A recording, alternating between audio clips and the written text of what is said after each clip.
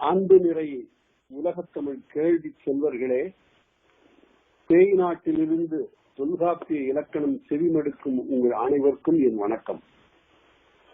எனைத்தானும் நல்லவை கேட்கும் அன்பு உள்ளங்களே, கடந்த ஒலிபரப்புகளின் வழி நாம் என்ன கற்றோம்? எழுத்தெனப்படுவ 30, சார்பெழுத்து 3, எழுத்தினுடைய ஒலி அளவாகிய மாத்திரை, சொல்லுக்கு முதலில் வரும் எழுத்து, இறுதியில் வரும் எழுத்து, எழுத்துக்களின் வகை, எழுத்துக்கள் பிறக்குமாறு, எந்த எழுத்தின் பின் எந்த எழுத்து தொடரும் என்பது, சொற்களின் கட்டமைப்பில் இடம்பெறும் சாரியைகள், சொற்புணர்ச்சி நெறி, சொல்லோடு சொல் இணையும் போது ஏற்படும் விகாரம் ஆகியவற்றை கற்றோம். நூன்மரபு, மொழிமரபு, பிறப்பியல், உணரியல், தொகை மரபு என்னும் 5 இயல்கள் மேலை செய்திகளை நமக்கு காட்டின. இனி நாம் 6வது இயலாகிய உருபியல் தொடங்கி காண்போம். நண்பர்களே, வேற்றுமைகள் 8 என்று நாம் அறிந்திருக்கின்றோம். முதல் வேற்றுமைக்கும் 8ஆம் வேற்றுமைக்கும் உருபுகள் இல்லை என்பதும் தெரிந்திருக்கின்றோம். எஞ்சிய வேற்றுமைகள் 2 தொடங்கி 7 முடிய முறையே ஐ, ஆல், பூ, இன், அது, கண் என 6 உருபுகளை பெறும். இந்த வேற்றுமை உருபுகள் பெயரோடு இணையும் தன்மை உடையவை. எப்படி? திருவள்ளுவரை, பம்பரால், ஔவைக்கு, பூம்புகாரின், கண்ணகியது, தஞ்சை கண். இப்ப ஐ தொடங்கி கண் வரையிலான உருவுகள் பெயர்களோடு இணைந்திருக்கின்றன.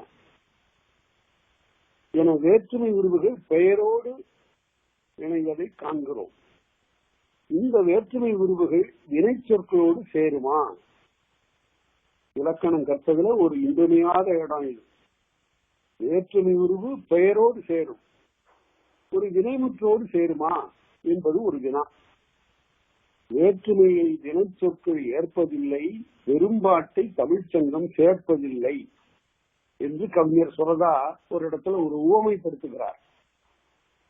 அதாவது வேற்றுமையை வினை சொற்கள் ஏற்பதில்லை, பெரும்பாட்டை தமிழ்ச்சங்கம் சேர்ப்பதில்லை.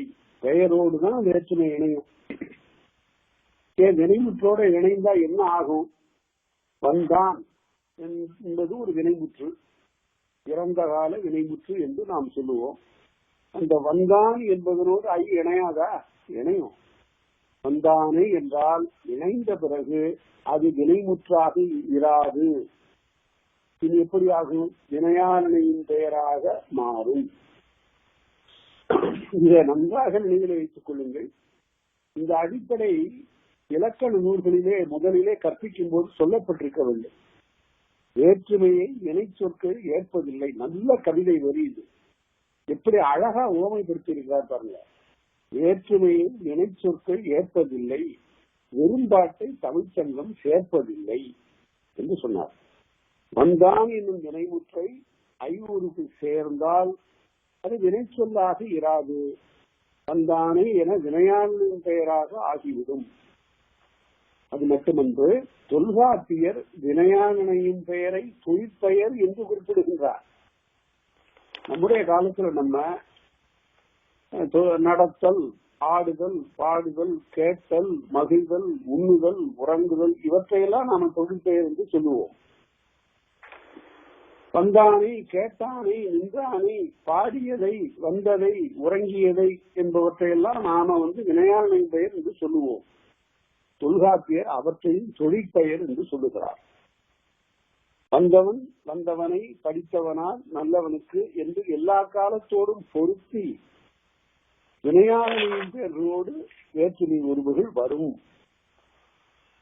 அது வந்தால் அதற்கு பிறகு வினைமுற்றாக இராது என்று நாம் முதலிலே தெரிந்து கொள்ள வேண்டும். அடுத்து நண்பர்களே, பெயர் சொற்களோடு வேற்றுமை உருவுகள் சேரும் முறை குறித்து கூறுவதுதான் இந்த உருவியல். உருவியலுடைய கடமை என்ன? பெயர் பெயர் சொற்களோடு வேற்றுமை உருவு சேரணும்.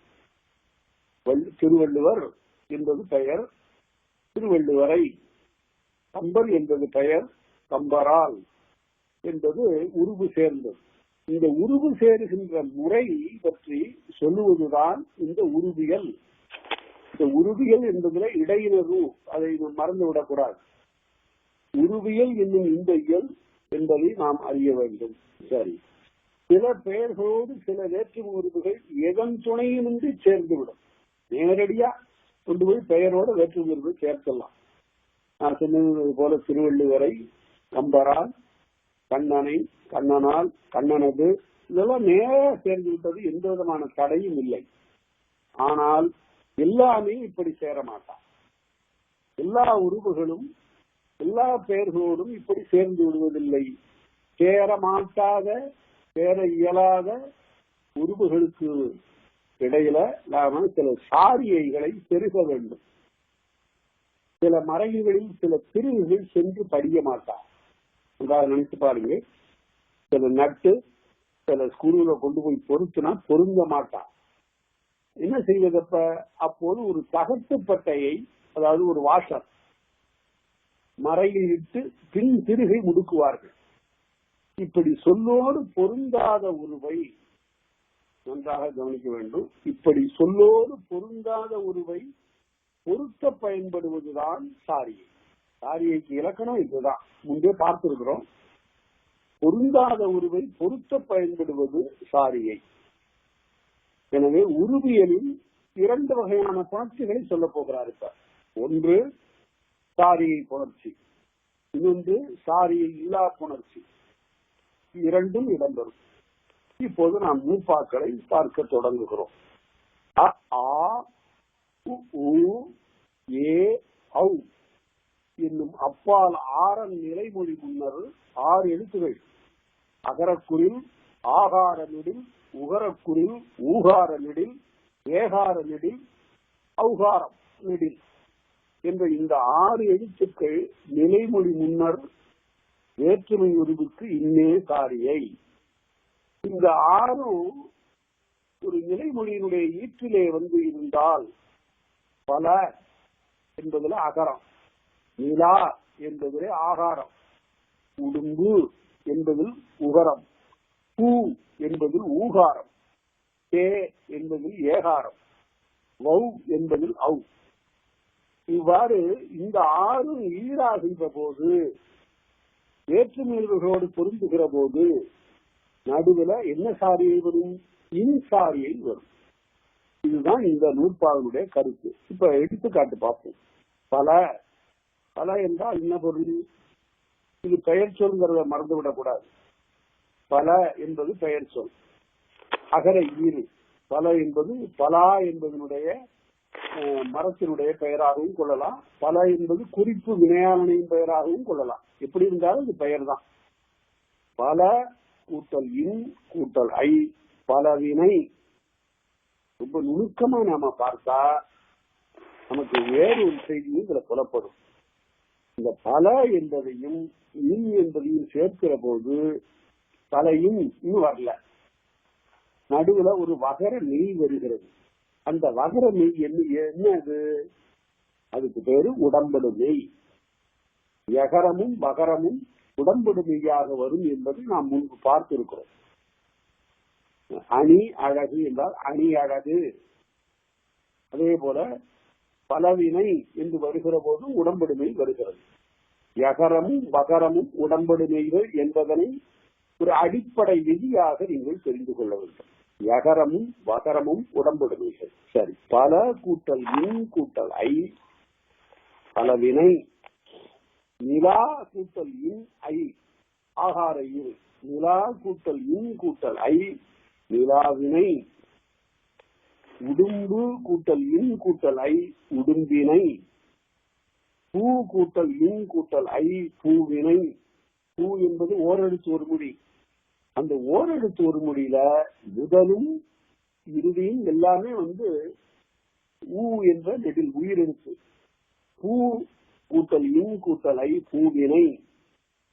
சே, சேன்னா பசு என்று பொருள். ஆ தே கூட்டல் இன் கூட்டல் ஐ தேவினை, வவ் கூட்டல் இன் கூட்டல் ஐ வவ்வினை. வவ்வினை என்றால் பற்றி கொண்டாய் என்று பொருள். வவ்வினான் என்றால் தனக்கு உரிமை அல்லாத ஒன்றை போய் பற்றினான் என்று பொருள். ராவணன் சீதையை வவ்வினான் என்றால் வவ்வுதல். வவ் என்பது ஓரெழுத்து ஒரு மொழி. அதோடு சேர்ந்து வருகிற போது, சாரியை சேர்கிற போது இன் சாரியை சேரும். ஆகவே பெயர், அதற்கு அடுத்தது இன் கூட்டல் ஐ. இந்த இடத்துல வவ் என்பது ஓரெழுத்து ஒரு மொழி. அது பெயர் சொல் தான். அது விரை சொல்லாக நாம கருதக்கூடாது. வவ் என்றால் வவ்வுதல் என்ற அந்த தொழில் பெயரினுடைய முதல்நிலை அது. அதனால அதுவும் அவ்வாறு சேரும். அடுத்து இப்ப இன்சாரியை பற்றி பார்த்தோம். இது சாரியை புணர்ச்சியில ஒன்று. அடுத்தது வற்றுச்சாரியை. இந்த வற்றுச்சாரியை பற்றி எண்ணுகிற போது தொல்காப்பியர் கூட சொல்லாத ஒரு செய்தியை, அல்லது உணர வைக்கக்கூடிய ஒரு செய்தியை நாம் இப்போது தெரிந்து கொள்ள வேண்டும். வற்று என்பது உண்மையிலேயே யாவற்றை என்று சொல்லுகிற போது வற்றுங்கிற சாரியை வருகிறது. அது உண்மையிலேயே அற்றுச்சாரியை, அற்றுன்னு தான் இருந்திருக்கணும். ஏன் தொல்காப்பியர் வற்றின்னு பிரித்தார் என்று கேட்டால், அவருக்கு முன்னால் இருந்தவர்கள் யாவற்றைங்கிறத யா கூட்டல் அற்று கூட்டல் ஐயன்னு பிரிக்காம நடுவுல உடம்படுமையும் சேர்த்து வற்றுன்னு பிரிச்சுட்டாங்க. ஏன் பிரிச்சாங்க? அவர்களுக்கு தெரியாதா? அற்றுதான் வற்றாகி இருக்கிறது என்று தெரியாதா? உடம்படுமை என்பது தெரியாதா? தெரியும். மிக கூர்மையாக கவனித்திருக்கிறார்கள். அற்று என்று சொன்னால் அத்தன்மைக்கு என்று ஒரு குறிப்பு வினைமுற்றாக ஆகியது. ஆகவே இந்த குழப்பம் வரக்கூடாது என்பதற்காக அற்று குறிப்பு வினைமுற்று, வற்றுன்னு இந்த சாரியை பிரித்தாங்க. இந்த சாரியை வற்றுச்சாரியை என்று சொல்லப்படும். இந்த வற்றுச்சாரியை எங்க வரும்? பல்லவை முதலிய அகர இருபெயர். பல்லவை என்றால் பலவின்பால், பல பொருள்கள் என்று பொருள். பல்லவை முதலிய, முதலிய என்றால் கூறிய. பின்னால நாம 32 உத்திகளை பற்றி படிக்க போகிறோம். அங்கு ஒரு இணையான ஒரு உத்தி முதலி புகுதல். முதலி புகுதல் என்றால் சொல்லி தொடங்குதல். நான் இன்ன பொருளை பற்றி பாடப் போகிறேன், இன்ன பொருளை பற்றி பேசப் போகிறேன் என்று சொல்வதற்கு பெயர் முதலி புகுதல் என்பது மிக இன்றையான உத்திகள், 32 உத்திகள் ஒன்று. பல்லவை முதலிய, அதுக்கு எடுத்துக்காட்டு சொல்லணும்னா, முதலி புகுதலுக்கு எடுத்துக்காட்டு சொல்லணும்னா, சிலப்பதிகாரத்துல 3 குறிக்கோள்களை சொல்லி இந்த குறிக்கோள்களுக்காகத்தான் சிலப்பதிகாரம் இயற்றுகிறேன் என்று சொல்லுகிறார். அதுதான் முதலி புகுதல் என்று பெயர். பல்லவை முதலிய அகர இருபெயர், அகரத்தை ஈராக உடைய பெயர். வற்றோடு சிவனல் எச்சம் என்றே. வற்றோடு சிவனுதல், சிவனுதல் என்றால் பொருந்துதல். வற்றுச்சாரியை பொருந்துதல். பல்லவை என்பது பலவின்பால் பெயர். பல, பல்ல, இவையெல்லாம் பல்லவை. பல பல்லவை. இந்த பல பல்லவைக்கு இலக்கணம் குறித்து யாராவது கேட்டா என்ன சொல்லணும்? அது பெயர் என்று மட்டும் சொல்லக்கூடாது. உண்மையிலேயே பல பல்ல என்பதை குறிப்பு வினையாளனையும் பெயர். பல பல்ல என்பவை குறிப்பு வினையாளனின் பெயர். இந்த பெயர்களோடு அகர இருபெயர் செய்கிற, அகரத்தை ஈராக உடைய பெயர் முன் இதை சேர்கிற போது வற்றுச்சாரியை பொருந்தும். ஏன் அதுக்கு பல் பலன்னு வந்ததுன்னா, வாயினும் பலவாக இருப்பதனால அதுக்கு பல் என்று பெயர். பலாப்பழத்துள் சுளை பலவாக இருப்பதனால அதுக்கு பலா என்று பெயர். இப்ப இந்த பெயர்கள் வற்றுச்சாரியை போய் பொருந்துகிற போது என்ன ஆகும் என்று பார்ப்போம். பல கூட்டல் வற்றை, பலவற்றை. பல்ல கூட்டல் வற்றை, பல்லவற்றை. இந்த இடத்துல பகரத்தை நாம் உடம்படுமையாக கருதக்கூடாது. பல குறிப்பு வினையாளனின் பெயர், அதனோடு சேருவது வற்றை. அதனால அந்த வகரம் உடம்படுமை இல்லை. பல கூட்டல் வற்றை, பலவற்றை. பல்ல கூட்டல் வற்றை, பல்லவற்றை. இந்த பல்லவற்றைங்கிறது இப்போது வழக்கில் இல்லை. அதனால பலவற்றை என்பதை நாம் வைத்துக் கொள்ளலாம். இதே போல சிலவற்றை என்பதும் பற்று பெற்றுள்ளது என்பதை நாம் கருத்தில் கொள்ளலாம். அது உரையிற்கோடல் என்று அது சொல்லப்படும். 32 உத்திகளில் உரையிற்கோடல் என்பது சொன்னது அல்லாமல் உரையின் வழியாக சில செய்திகளை உரையாசிரியர்கள் நமக்கு சொல்லுவார்கள். அதற்கு பெயர் உரையிற்கோடல். கோடல் அப்படின்னா கொல்லுதல் என்று பொருள். அதுவும் தொழிற்பெயர். அந்த இடத்துல நான் உங்களுக்கு ஒரு நுணுக்கமான ஒரு செய்தியை சொல்லுகிறேன். கொல்லுதல் என்பது தொழிற்பெயர். கோடல்னு என்ன? முதல்நிலை நீண்ட தொழிற்பெயர். முதல்நிலை எது? கோ ஆயிருக்கிறது. ஏழைப்படும் பாடு என்று சொன்னால் படுதல் என்பது தொழிற்பெயர், பாடு என்பது முதல்நிலை நீண்ட தொழிற்பெயர். இப்ப சிலவற்றை என்பதும் வற்று பெற்றுள்ளது என்பதனை பார்த்தோம். அதுதான் உரையிற்கோடல் என்று நான் சொன்னேன். நல்லவற்றை அதே போல சொல்லலாம். அது அகரையீடு தானே. நல்ல அகரையீடு. நல்லவற்றை, தீயவற்றை, கொண்டவற்றை, கண்டவற்றை, கூறியவற்றை, இவையெல்லாம் அகரையீடாகிய சொல்லோடு பலவற்றை கூறுகின்ற அகரையீற்று பெயர்களோடு ஐகார உருவு சேருகிற போது வற்று என்னும் சாரியை பெறும் என்பதற்கு சரியான எடுத்துக்காட்டுகள். இந்த வற்று என்பது அற்று என்று நாம பார்த்தோம். அற்று அத்தன்மைத்து என்ற அந்த பொருளையும் நாம் கண்டோம். அடுத்து யா என்பது வினாப்பெயர். யா என்றால் பன்மை. இந்த இடத்துல யா, அவை யா. அங்கு மேய்கின்ற மாடுகள் யா, யாவை. யாவை இப்ப இந்த காலத்துல யாவை என்று சொல்லுகிறோம். அந்த காலத்துல யா என்பதே ஒரு பன்மை வினாப்பெயராக இருந்திருக்கிறது. இந்த ஆசிரியர் எழுதுகிற போது இதனுள் தோன்றும் ஐயங்கள் யா என்று கேட்பார். அதனால யா என்பது வினாப்பெயர். சரி, இது பன்மை வினாப்பெயர் என்று பார்த்தோம். ஒருமை வினாப்பெயர் எது? அது நம்ம வழக்கில் இருக்கிறது. யாது, யாதினுமு. இந்த இடத்துல ஒரு எடுத்துக்காட்டுக்காக சுவையான ஒரு எடுத்துக்காட்டு நான் உங்களுக்கு சொல்லுகிறேன். இந்த யாது என்பது வினா. அது எப்படி வரும்? நும்மூர் யாது அப்படின்னு கேட்கணும். நும்மூர் யாது, உங்க ஊர் எது, யாது. ஆவோ முதலும் யா முதலும் ஆவோ ஈற்றும் வினாவாகும் என்று நாம பார்த்தோம்.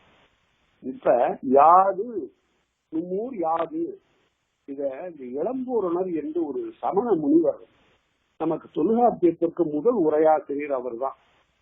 அவர் மட்டும் உரை எழுதலன்னா நமக்கு பல செய்திகள் விளங்கி இருக்க மாட்டார். பல செய்திகள் விளங்கி இருக்க மாட்டார். இப்ப எடுத்துக்காட்டாக பார்த்தா இளம்பூரனுடைய உரையை கொண்டுதான் பின்னால் வந்த சேனாவரையர், லட்சணார்க்கினியர் ஆகியவர்கள் எல்லாம் விரித்து உரை எழுதினார்கள். சில இடங்கள்ல மறுத்தும் உரை எழுதினார்கள். எல்லாவற்றுக்கும் நிலைக்கடனாக நின்றது இளம்பூரனுடைய உரை. அதனால அவர் எப்படி பாராட்டுவார்கள் என்றால் உளங்கூர் கேள்வி இளம்பூரணர் என்று. அந்த சமண பெருமான் நமக்கு தொல்காப்பியத்திற்கு உரை எழுதியிருக்காவிட்டால் பல இடங்களுக்கு நமக்கு விளக்கமே கிடைக்கிறார். ஆகவே யார் அவர் எழுதுகிறார் பாருங்க, அவருடைய பற்று உள்ளத்தை பாருங்க. அந்த பற்று உள்ள நமக்கு பல பேருக்கு நம்முடைய நாட்டில் இல்லை. ஊர் யாது அப்படின்னதுக்கு தேங்கனூர்னு சொல்லியிருக்கலாம், தஞ்சாவூர்னு சொல்லியிருக்கலாம், அல்லது சென்னை என்று சொல்லியிருக்கலாம். அவர் அப்படி எல்லாம் சொல்லல. நும் நாடு யாதுன்னு கேட்டாரு. ஊர்னு கேட்காம நும் நாடு யாது என்றாருக்கு தமிழ்நாடு எனல் அப்படின்னாரு. அதான் விடையா. தமிழ்நாடுன்னு அவர் தான் பெயர் சொன்னார். 10ஆம் நூற்றாண்டு உரையாசிரியராகிய இளம்பூரணர் தமிழ்நாடு பேசினார். பின்னாடி இந்த பாரதி தமிழ்நாடு தன்னை பெற்ற தாயென்று கும்பிடடி பாப்பா, அதை கும்பிடணும் இந்த தமிழ்நாட்டை. இந்த தமிழ்நாடு என்ற பெயர் இல்லாமல் போய்விட்டது இடைக்காலத்துல. அந்த பெயரை நாம இழந்துட்டோம். அதற்கு பிறகு சென்னை மாகாணம் என்று சொன்னோம். அது காலப்போக்கில் அதற்கு தமிழ்நாடு என்று பெயர் வைக்க வேண்டும் என்று சொல்லி திருநெல்வேலியை சார்ந்த சங்கரலிங்கம் என்ற ஒரு பெருமகன் உண்ணாநொந்திருந்து 50 நாளைக்கு மேல உண்ணாநொந்திருந்து உயிரை விட்டார். அரசர் கெஞ்சி கெஞ்சி கேட்டாரு, உண்ணாநொந்திருந்தா தமிழ்நாடு என்று பெயர் வையுங்கன்னாரு. தமிழ்நாட்டுக்கு தமிழ்நாடு என்று பெயர் வைக்க முடியலப்ப. அதற்கு பிறகு அறிஞர் அண்ணா முதலமைச்சரான பிறகு முதல் பணியாக அதை செய்தார். தமிழ்நாட்டுக்கு தமிழ்நாடு என்று பெயர் வைக்க. அப்ப அவருக்கு உடல் நலம் இல்லை. புற்றுநோய் வந்து அவர் துன்புறுத்தியது. அப்போது நீங்க இப்ப சட்டப்பேரவைக்கு வர வேண்டுமா என்று கேட்டதற்கு இதை செய்துவிட்டுத்தான் நான் சாவேன் என்று சொல்லி சட்டப்பேரவைக்கு வந்து தமிழ்நாடு என்று சொல்லி அனைத்து கட்சியினரும் ஒன்று சேர தமிழ்நாடு வாழ்க என்று கூவி அப்படி பெயர் வைத்த பிறகுதான் இந்த மாநிலத்திற்கு தமிழ்நாடு என்று பெயர் நிலை பெற்றது. அதனால இளம்பூரணர் தான் அதற்கு வித்திட்டவர். இளம்பூரணர் இந்த பெயரை தமிழ்நாடு என்று சொல்லுகிறார். வடவேங்கடம் தென்குமரி ஆயிடை தமிழ்கூறு நல்லுலகம் என்று நாம பார்த்தோம் பாயிரத்துல. அதனால இடையில சில இழப்புகள்லாம் நமக்கு வந்திருக்கின்றன. இந்த இழப்புகளை ஈடு செய்வதுதான் பெரிய அறிஞர்களுடைய கடமை. இப்ப யாது ஒருமை வினா பெயர், யாவை என்பன பன்மை வினா பெயர். யா என்பதும் வற்றுச்சாரியை பெற்று உருபெயர்க்கும். யா கூட்டல் வற்றை யாவற்றை யாவற்றால் என்று உருவுகளை சேருகிற போது வற்றுச்சாரியை பொருந்தும் என்று பார்த்தோம். அதனால வினாப்பெயர் ஆகிய யாவிற்கும் வற்றுச்சாரியை பொருந்தும் என்பது. அடுத்து பெயர் நம்முடைய மொழியிலே ரொம்ப அடிப்படையான வினாப்பெயர்கள் ஆகியவை எல்லாம் அது இது பாத்தீங்கன்னா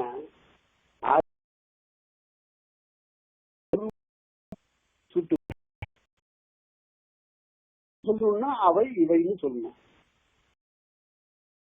இவை என்று சொல்லுகிற போது பெரும்பாலும் எல்லாரும் அவைகள் கூடாது. ஏனென்றால் அங்க போய் கள்ள சேர்த்தா எப்படி வந்தது. இன்றைக்கு ஒரு கட்டுரையை, இந்த கட்டுரை வரக்கூடிய செய்திகள் இதை படித்தால் ஒரு இன்றியமையாத கட்டுரை ஒன்று. அதனால செய்யல உள்காட்டியத்துல பல இடங்களில் தெளிவுபடுத்தி இருக்கிறேன். இந்த கட்டுரையை நீங்க படித்துக் கொண்டால் தவிர்க்கப்படலாம், பல குழப்பங்கள் நீக்கப்படலாம். அவர்கள் கல்வி பெற்ற பெருவாழ்வு எழுதினார். வந்து அது குடிய பரிசாக கல்வி அது விகுதி பண்ணை கூறு. அந்த கட்டுரை இப்ப அது கூட்டல்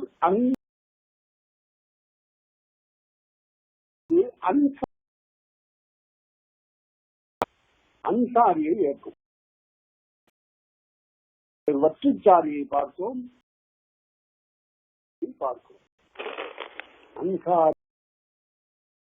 அன்சாரியை இணைந்து எழுதணும். இந்த அன்சாரியை பாருங்க என்னெல்லாம்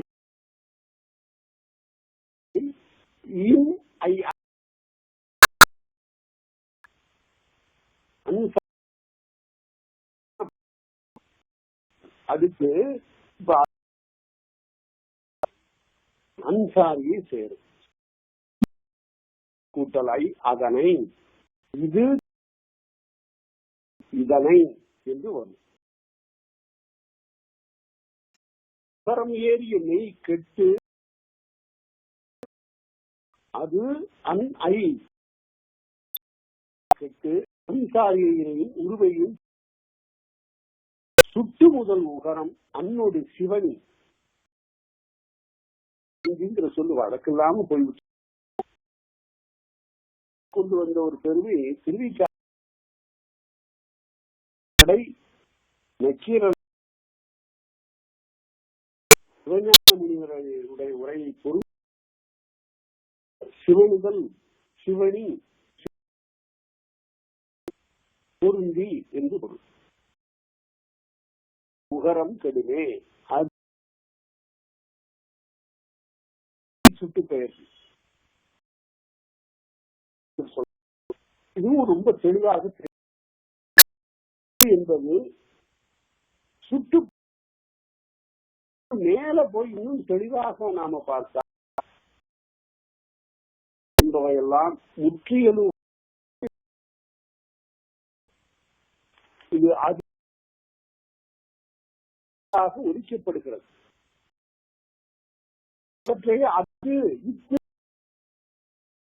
அது குற்றியலுகரம். ஏன் இது முற்றியலுகரம்? வருகின்ற இந்த உகரம் வல்லெழுத்துக்கள் மீது ஏறி தாண்டி வந்தால்தான் காற்று போவது என்று வருவனை எல்லாம் அது இது என்பது குற்றியலுகரம். அது வல்லெழுத்து வாரமையை ஏறி வருகிறது, இடையே ஏறி வருகிறது. அதனால அது முற்றிய. இந்த ஒரு தெளிவு பார்த்திருக்கிறோம்.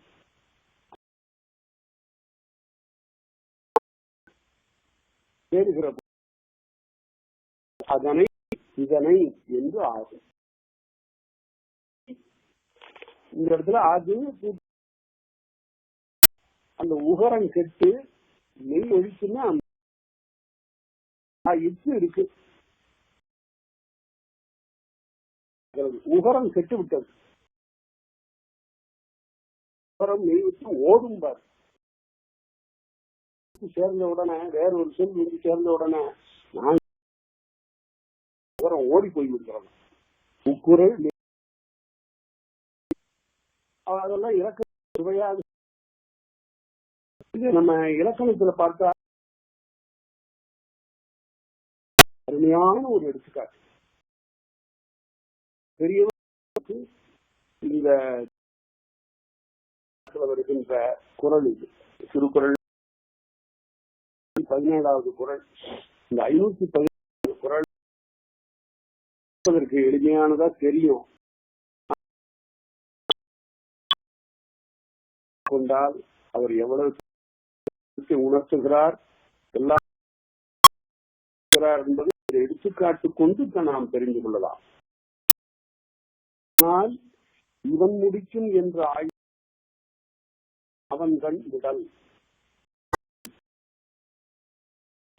அமெரிக்காவில குரலை மேடையில சொல்லியிருக்கிறார். என்று ஆய்ந்து அதனை அப்படின்னு சொல்றாரு. அதாவது வாக்களியுங்கள் என்பதற்கு இந்த குரலை இந்தியாவில் பயன்படுத்துகிறது. இதனால் இவன் முடிக்கும் என்றார். சரி, இந்த குரல் இதனைங்கிறதுக்கு இந்த மலையை அது எல்லாராலையும் முடியாது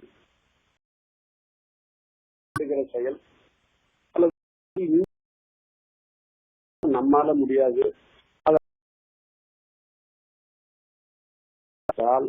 ஒரு செயலின் கருவி. ஆகவே கருத்தா 3 செய்திகள் இந்த கல்ல சொல்லப்படுகின்றன. சுட்டு பெயர்களே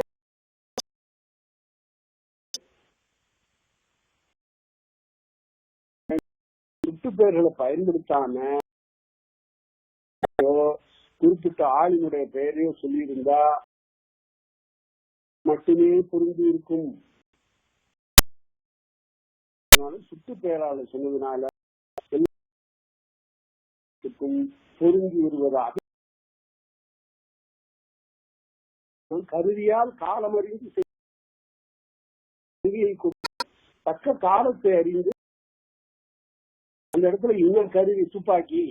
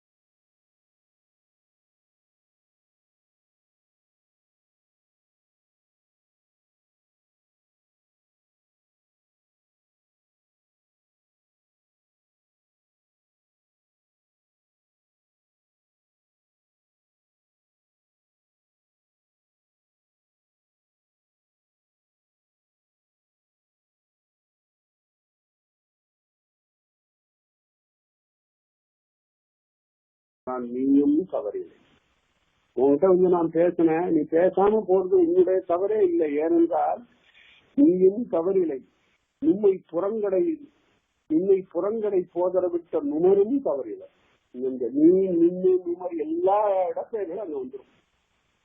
என்ன வெளியில விட்டவர்களால தப்பு இல்லை, நான் தான் தப்புன்னு இல்லை, நான் கூட தப்பு இல்லை.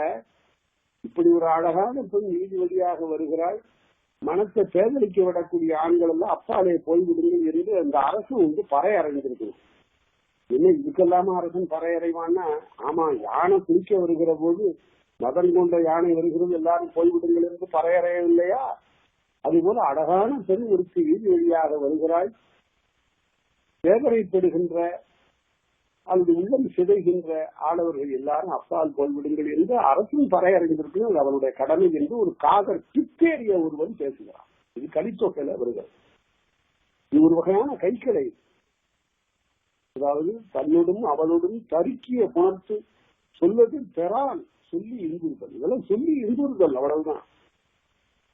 சங்ககாலம் எந்த நிலையிலும் ஒழுக்கம் தவறுவதை ஒரு பெருமையாக குறித்ததே இல்லை என்பதை நாம் மறந்துவிடக்கூடாது. களவு கற்பது என்பது தூய அகநெறிகள். இவற்றை போல் சில பேர் கொச்சையாக அந்த உடன்போக்கை இந்த காலத்து ஓடி போதலோடு பேசுவதையெல்லாம் முற்றிலும் பொருந்த மாட்டார். ஆகவே மிகச்சிறந்த ஒழுக்க நெறி வாய்ந்த நடை நலம் வாய்ந்த ஒரு நாகரிகத்தை பெற்றது சங்ககாலம் என்பதை நாம் எந்த நிலையிலும் மறந்துவிடக்கூடாது. சரி, அடுத்து இப்போ ஒரு அரிய சாரியை பார்க்க போகிறோம். இந்த சாரியை இப்போது வழக்கில் இல்லை. தொல்காப்பியருக்கு நீண்ட காலம் பின்னால கூட இந்த சாரியை இடம்பெறல. பல்லவர் காலம் சோழர் காலத்துல கூட இந்த சாரியை வரவில்லை. அது என்ன சாரியை? ஒன் சாரியை. ஒன் சாரியை என்று ஒரு சாரியை இருக்கிறது. அது பழைய காலத்திலேயே அரிதாக பயின்றது. கோ அப்படிங்கிறது ஒரு பெயர். அது என்ன கோ என்றால் அரசனுக்கு இன்னொரு பெயர் கோ என்பது. கோ என்றால் தலைவனானவன் என்று பொருள். கோ, அந்த கோ என்ற சொல் சாரி பொருந்துகிற போது கோன், கோனை, கோ போட்டு ஒகரம் போட்டு இன் போடணும். இந்த போன்கிறத பல பேர் என்ன செய்து விட்டார்கள் இந்த பிற்காலத்துல, இது அளபடைன்னு சொல்லிட்டாங்க. அளபடை இல்லை, அதனுடைய வடிவத்தில் இருக்க தவிர இது அளபடை இல்லை. கோ என்பது பெயர், ஒன் என்பது சாரியை, ஐ என்பது உருது. இந்த தெளிவு வேண்டும். கோனை, கோனை, கோ என்பது அரசன் என பொருள். சரி, கோ என்பது ஐ ஒடு போன்ற உருவுகளோடு சேருகிற போது என்ன ஆகும்? கோவை. சாதாரணமா ஒன் சாரி இல்லாமல் சேரும். கோவை, கோவொடு சாரி இல்லாம வரும். சாரியை சேர்ந்து வருகிற போது கோ கூட்டல் ஒன் கூட்டல் ஐ, கோனை, கோனொடு என்று வரும். ஆகவே ஓகார இறுதிக்கு ஒன்னே சாரியை என்ற அந்த இலக்கணம் இப்ப நமக்கு தெளிவா விளங்கும். ஓகார இறுதிக்கு ஒன்னே சாரியை. அந்த ஒன்னேங்கிறதுல ஒரு இனிமையான ஒரு குறிப்பு இருக்கிறது. அந்த ஏகாரம் இருக்கு பாருங்க, அது திருநிலை ஏகாரம். அது ஒன்று மட்டும்தான் ஐயா சாரிய, வேற இல்லை என்று சொல்லுகிறார். அதனால ஓ என்பதற்கு ஓகார இறுதிக்கு ஒன்றான் சாரியாக வரும். அதனால கோனை, கோனொடு, கோனுக்கு என்று அது எழுதப்பட வேண்டும். அவையெல்லாம் இப்போது வழக்கிலே இல்லை. இப்போது சாரி இல்லாமலே கோவை, கோவொடு என்று சொல்லிவிடுகிறோம். அரசுக்கு பல பேர்கள் இருக்கின்றன. அதுல இது இந்த கோ என்பது ஒன்று. வேந்தன் என்றால் என்ன பொருள்? முடியல வேந்தோன், ஆட்சி அறிந்தவன், ஆட்சியை சூடியவன், வேப்பம்பூ மாலையை சூடியவன், பணம்பூ மாலையை வேய்ந்தவன் என்று வருகின்ற போது வேய்ந்தோன் என்பது வேந்தன் என்று ஆயிற்று. அதுபோல கோ என்பது தலைமையானவன் என்று பொருள். அடுத்தது நம்முடைய மரங்கள்ல அந்த காலத்துல அதிகமாக இருந்த மரங்களை எல்லாம் எல்லா மரங்களுக்கும் இலக்கணம் சொல்லிவிடுகிறார் தொல்காப்பியர். ஒவ்வொரு மரத்தினுடைய பெயரும் புணர்ச்சியில் எந்த வகையான மாற்றம் பெறும் என்பதை தெளிவாக நமக்கு அறிவுறுத்துகிறார். அதனால அந்த காலத்துல இருந்த விலங்குகளின் பெயர்கள், பறவைகளுடைய பெயர்கள், மரத்தினுடைய பெயர்கள், செடிகளுடைய பெயர்கள் எல்லாமே நமக்கு தெளிய அறிவுறுத்தப்படுகின்றன. அவை மொழிக்கண் பயிலுமாறு கூறுவதுதான் தொல்காப்பியருடைய பெரிய செயலாக இருக்கிறது. ஒரு சொல்லை கூட அவர் விடாமல் அத்தனையும் பார்த்து, அதனால இந்த காலத்துல ஆராய்ச்சி செய்கிறவர்கள் தரவு திரட்டுதல், டேட்டா கலெக்ஷன் ஆஃப் டேட்டா. அவர் இந்த இலக்கண நூலை சொல்லி இருக்கிறதுக்கு எவ்வளவு தரவுகளை அவர் திரட்டி இருப்பார் என்பதுதான் நாம் பார்க்கின்ற போது வியப்படைகிறது. வேறு எந்த மொழியிலையும் இலக்கணத்திலும் ஒவ்வொரு சொல்லா பார்த்து அதற்கு சாரியை வரக்கூடியதும், அதற்கு விகுதி வரக்கூடியதும், அது முருகோடு புலரும் போதும் இவற்றையெல்லாம் வேறு எந்த இலக்கண நூலும் சொல்லவில்லை. இவற்றுடைய பெருமையை அறிந்தால்தான் தெரியும், ஒப்பிட்டு பார்த்தால்தான் தெரியும். இப்ப பாருங்க, விள என்பது ஒரு மரத்தினுடைய பெயர். அது விளாம்பழம் அப்படின்னு பழத்தினுடைய பெயர். விளாமரம் என்று நெடிலோடையும் வரும், குறியிலோடையும் விளம்பழம் என்று சொல்லும். நற்றினையில ஒரு அருமையான ஒரு பாட்டு இருக்கு. விளம்பழம் கமழும் கமம் சூழ் குடிசி. குடிசின்னா பானைன்னு போடும். அது உள்ளார குடிவா இருப்பதனால அதுக்கு குடிசின்னு பேர். அந்த பானை தயிர் பானை. அந்த தயிர் பானையில பாலை உரையிட்டு, உரைன்னா துளின்னு அர்த்தம், மோத்துளி இட்டு அதை உரைய வைக்கிற போது அதுல ஒரு குளித்த ஒரு காடி மனம் கமழும். அதை தவிர்ப்பதற்காக என்ன செய்வார்கள் என்றால், விளாம்பழத்தை அந்த பானையில போட்டு வைப்பது இந்த காலத்து வழக்கம். மணக்கும், அந்த தயிர் இனிக்கும். ஆகவே இந்த காடி புளிப்பை அகற்றக்கூடிய ஆற்றல் இந்த விளம்பழத்திற்கு இருக்கிறது. இந்த விள என்பது ஒரு மரத்தினுடைய பெயர். விள என்பது புளியம்பழத்திற்கும் விளம்பழத்திற்கும் ஒரு ஒற்றுமை உண்டு. ரெண்டும் உள்ளார இருக்கிற பழம் முதிர்ந்து போச்சுன்னா இந்த தோட்டோடு இருக்கக்கூடிய உறவு நீங்கிடும். இந்த மனோன்மணியத்துல ஆசிரியர் சுந்தரம் பிள்ளை ரொம்ப அருமையா சொல்லுகிறார். புளியம்பழமும் தோடும் போல, பழமும் வெளியில இருக்கக்கூடிய இந்த ஓடும் போல என்ன ஆகிடும், கன்னியர்கள் பருவகாலம் வந்த பிறகு பெற்றோர்களோடு சற்று வேறுபட்ட மனம் கொள்வர், கொஞ்சம் விலகி கொள்ளும் மனம். அத புளியம்பழமும் தோடும் போல ஓமைகள் மிகச்சிறந்த ஒரு ஓமை பாவலர் சுந்தரம் பிள்ளை அவர்களால் காட்டப்பட்டது. அதே போல இங்க இந்த விளம்பழம் என்பது, விளமரம் என்பது அகர ஈருடையது. விள அகர ஈர். இந்த அகர ஈற்றோடு கண் என்னும் உருவோடு எப்படி சேரும்? கண் என்பது 7ஆம் வெற்றின் உரு. விளக்கண் அப்படின்னு கூட சேரலாம். ஆனால் நல்லா இல்ல, கேட்பதற்கு இனிமையாக இல்லை. எப்பொழுது மொழியை எப்படியெல்லாம் கையாண்டிருக்கிறான் பாருங்க. அது சொல்லும் போது இனிமையாக இருக்க வேண்டும். ஒரு சொல்லே இனிமையாக சொல்ல வேண்டும் என்றால் மற்றவர்களிடம் பேசும்போது எப்படியெல்லாம் இனிமையாக பேச வேண்டும். ஆகவே அதற்கெல்லாம் இது வகுத்தது போல விளக்கண் என்று வரக்கூடாது.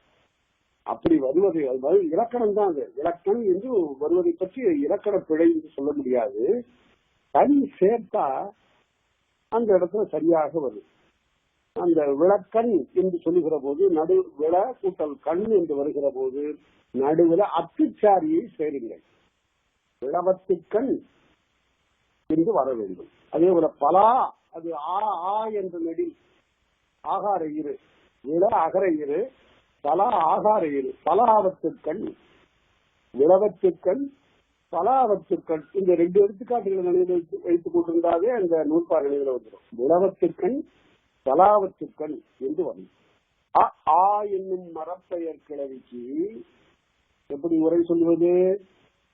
ஆ என்னும் மரப்பெயர் கிளவிக்கு என்றால் அகரத்தையும் ஆகாரத்தையும் இறுதியாக உடைய மரப்பெயர்கள். விள பலா. அத்தோடு சிவனும் ஏழன் உருவே, 7ஆம் வெற்றின் உருவு அத்துச்சாரியோடு சேரும். அடுத்து இப்ப மரப்பெயர்கள் 2 பார்த்தோம். அதுக்கு அத்துச்சாரியை என்பதையும் பார்த்தோம். அடுத்து என்னும் மெய்யீட்டு சொற்கள் நீசாரியை பெறும் என்று சொல்லுகிறார். இந்த என்ற எழுத்தை சரியாக ஒலிக்க வேண்டும். இதுதான் வடார்காடு மாவட்டத்துல இது பிழைபட ஒலிக்கப்படுகிறது. எப்படி ஒலிக்கிறார்கள்? ஞானம் என்பதில் சரியாக சொல்லிவிடுவார். விஞ்ஞானம் என்று சொல்லுகிற போது விஞ்ஞானம் என்று சொல்லணும். விஞ்ஞானம் விஞ்ஞானம் தாங்க. அது சகர ஒலியாக மாற்றக்கூடாது. விஞ்ஞானம் என்பது வடசொல். அதனால சரியாக ஏ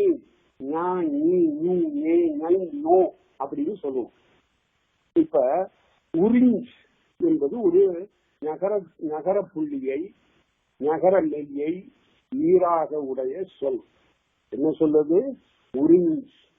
என்ன உறிஞ்ச் அப்படின்னா, அந்த காலத்தில் அறவோர்கள், குறிப்பாக சமண பௌத்த சமயத்தை சார்ந்தவர்கள், ஆடு மாடுகள் எல்லாம் உடம்பு தினவெடுத்த போது உராய்ந்து கொள்வதற்காக அங்கிருந்து கல் கம்பங்களை நட்டிருப்பார்கள். என்ன ஒரு அற உணர்வு! அவைகளுக்கு முதுகு அடிச்சா என்ன பண்ணும்? அதனால இந்த கல்லுல போய் உராயும். உடம்பில் இருக்கக்கூடிய திறமை தீர்வதற்காக இந்த கல் கம்பங்களிலே உராய்ந்து கொள்ளும். அந்த கல்லுக்கு பேரு உறிஞ்சு கல். பல கல்வெட்டுகளில் எல்லாம் இருக்கிறது. இந்த உறிஞ்சுகள் இன்னாரால் செய்யப்பட்டது, நிறுத்தப்பட்டது என்று. உறிஞ்சு கல் என்று அதற்கு பெயர். உறிஞ்ச் என்பது அதனுடைய பெயர். இப்படி ஒரு கல்லை நடுவது ஒரு அறச்செயல் அந்த காலத்துல. இதற்காக பார்க்கணும், சமண பௌத்தர்களோடு ஏன் சம்பந்தப்பட்டது என்றால், பசுவை உணவின் பொருட்டாக கொல்லும் நிலையிலிருந்து நோக்கினால், அடிமாடுகள் என்ற நிலையிலிருந்து நாம் நோக்கினால், இந்த அறம் எவ்வளவு அறிவு உணர்வால் பிறந்தது என்பது நமக்கு விளங்கும். மணிமேகலையில வேள்வியில் பலியிடுவதற்காக கட்டி வைத்திருந்த பசுவை ஆபுத்திரன் என்று ஒரு அறவோன் அவன் என்ன செய்கிறான்? அதை விடுவித்து விடுகிறான். அவன் பசுவால வளர்க்கப்பட்டவன். அந்த நிலை வைதிக நிதியினர் அவனை தாக்குகிறார்கள். அவன் போது என்ன கேட்கிறான்? ஏங்க, இந்த பசு உங்களுக்கு என்ன செய்வது? நெடுநிலமறிந்தின் கடுபுல்லார்ந்து நெடுநிலமறிந்தின் மக்களுக்கெல்லாம் சிறந்த நாள் விட்டு சிறந்த அதன் தீம்பால் அறந்தொரு நின்றமோடு அது சுரந்தூட்டும் இதனோடு வந்த செற்றம் என்ன? ஒரு வைக்கோலை தின்று விட்டு பயனுள்ள பாலை தரக்கூடிய இந்த பசுவை போய் கொள்ளலாமா என்று கேட்டான். எதற்காக இதனை விரிவாக சொல்லுகிறேன் என்றால், சமண பௌத்தர்களுக்கு இந்த பசுவின் மீது ஆவின் மீது இருந்த ஒரு இரக்கமும் அறிவு உணர்வும் அன்றைக்கு வேள்வியில பசுக்களை பலியிடுகின்ற வைதிக சமயத்திற்கு இல்லை. அதனை பிற்காலத்து சமண பௌத்தர்களிடமிருந்து இவர்கள் பெற்றுக்கொண்டார்கள். பெற்றுக்கொண்ட பிறகுதான் பசுவை ஒரு புனிதமாகவும் தேவர்கள் எல்லாம் உரைகின்ற ஒரு விலங்காகவும் பின்னாலே அது சொல்லப்பட்டது. அடுத்தது ஆவுரிஞ்சு கற்கள் நடப்பட்டது சமண பௌத்தர்களால.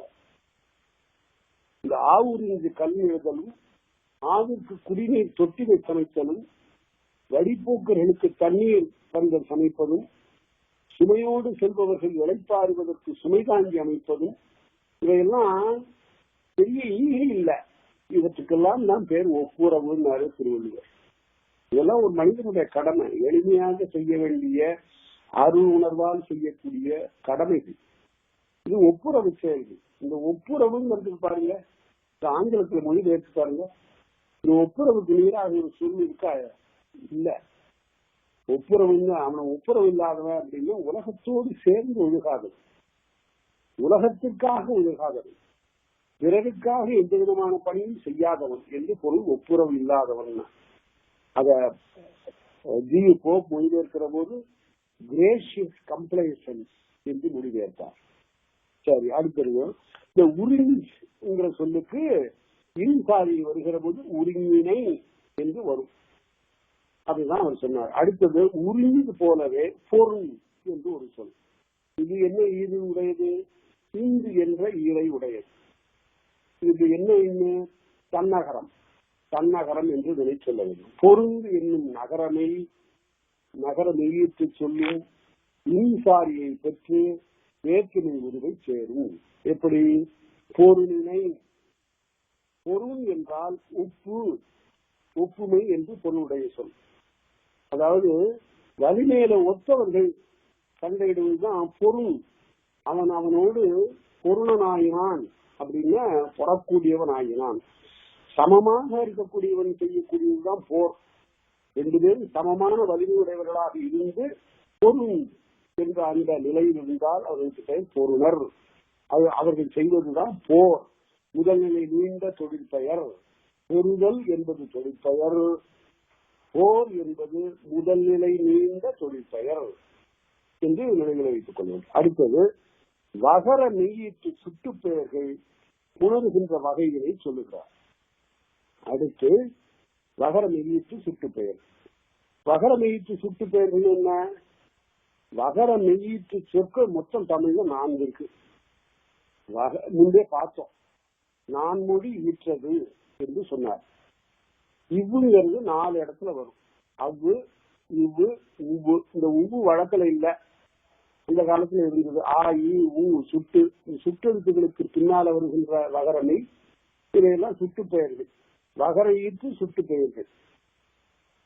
இன்னொரு சொல் இருக்கு, அது செவ்வு. அது சுட்டு பெயர் இல்ல. செவ்வு என்றால் பகை என்று பொருள்.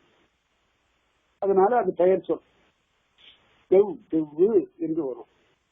அதனால இந்த அவ்வு, இவ்வு, உவ்வு என்ற இந்த 3 சுட்டு பெயர்களுக்கு இப்ப இலக்கணம் சொல்கிறார். சுட்டு முதல் வகரம், ஐயும் மெய்யும் கெட்ட இறுதி இயல் பிரிகின்றே. சுட்டுச்சொல் 3ம் உருவோடு புணருகிற போது வகரமே கெட்டு வற்றுச்சாரியை பொருந்தும். அவ் கூட்டல் வற்றைன்னு சொன்னா இந்த இவ்வு போய்விடும். அது நீங்கினால் அவற்றை, இவற்றை, உவற்றை என வரும். சரி, இந்த இடத்துல நான் அதை கற்பிக்கிற போது ஒரு மாணவர் கேட்டாரு, ஐயா எவற்றைன்னு வருகிறது 4 சொல்லுதானே சொன்னீங்க வகர ஈராக, இந்த எவற்றைன்னு ஒண்ணு இருக்குத, இதையும் சேர்த்து அதுக்காக சொல்லாமான்னு கேட்டாரு. அது எவ்வுன்னு வராது, அது ஏதான். அது ஏ கூட்டல் வற்றை, அங்க அப்படியாக பிரிக்கணும். ஏ கூட்டல் வற்றை எவற்றை, அது வினா எடுத்து. இங்க வகர ஈர் கிடையாதுப்பா அப்படின்னு சொன்னா அதற்கு பிறகு அவர் தெரிந்து கொண்டார். அது போல யாவின் வினாவின் ஐயன் இறுதியும் ஆயியல் தெரியாது என்று முன்னாடியே சொல்லியிருக்கிறார். அதனால அவ் கூட்டல் வற்றை, அவற்றை, இவற்றை, இதே போல யா கூட்டல் வற்றை முந்தைய பார்த்துட்டோம், யாவற்றை என்று பார்த்தோம். சரி, இப்ப 3 வகரமை சுற்றெழுத்தோடு வந்ததை நாம் பார்த்தோம். அடுத்தது வகரமெய்யை இறுதியாக உடைய மற்றொரு சொல்றதுக்கு இல்ல, அது சுட்டு பெயர் இல்ல, செவ்வு. அதுக்கு இலக்கணம் சொல்றார். எவ்வளவு தொடர்ச்சியாக சொல்லிக் கொண்டு வருகிறார் என்பதை நாம பார்த்து, செவ் என்பது உருவோடு சேர்ந்த இடத்து இன்சாரியை பெறும். செவ் கூட்டல் இன் கூட்டல் ஐ செவ்வினை, செவ் கூட்டல் இன் கூட்டல் ஒடு செவ்வினோடு, செவ்வினுக்கு என்று வரும். செவ்வர்னு பகைவர்னு பொருள், செவ் பகை என்று பொருள். சரி, இது தெளிவாக இருக்கிறது. அடுத்து மகர புள்ளி, அதாவது இம்மு. இம் என்ற இரு. இந்த இம் என்பதனை பற்றி நாம் முன்பு என்ன பார்த்தோம்? இந்த 2 இதழும் போல் பொருந்த பிறக்கின்ற மெய்யெழுத்து இம் என்பது.